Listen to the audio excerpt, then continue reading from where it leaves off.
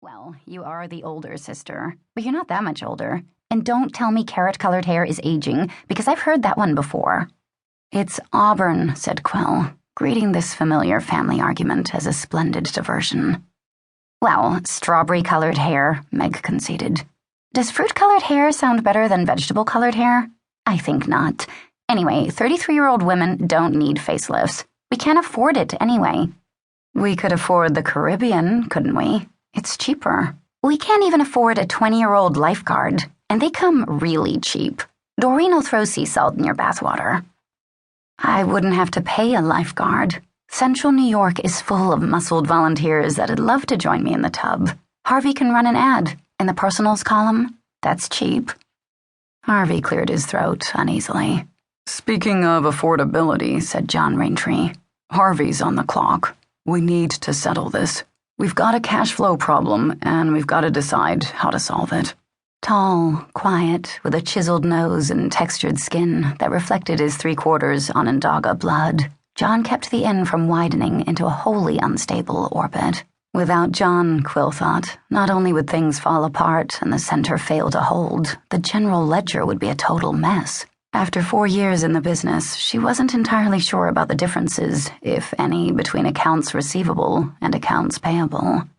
Contrite, she made an effort to stick to the business at hand. Do you think I should ask Helena Hounswood to film her TV show? Tape her show, said Harvey fussily. Tape her show here? I just thought Harvey could place a few ads in the travel magazines. Maybe do a mailing to travel agents. Things are bound to pick up. John rubbed his forehead, for him a rare and extravagant gesture of worry. Although she knew what was coming, she'd heard it all before, which is why she'd called Harvey in the first place. Quill's stomach sank. It's June, he said, and we need cash. Spring bookings were lean. The only receivable due is the $4,500 check from the Paramount paint people for the Bosses Club lunch meetings and the employee banquet last quarter. Payroll's $6,000 a month, Quill, and you know as well as I do that New York State will shut you down if you don't pay the help.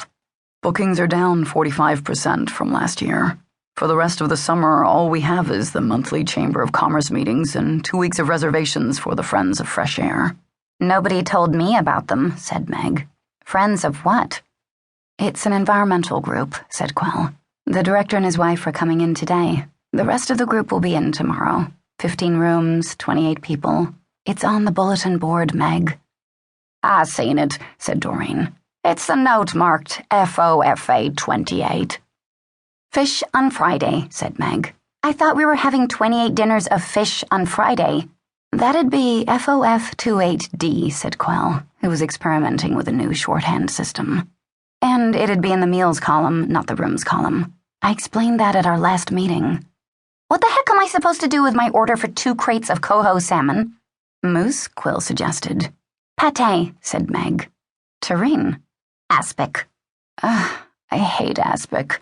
Quill made a face. Aspic it is, said Meg firmly. 'Cause, honey child, aspic the meals around here.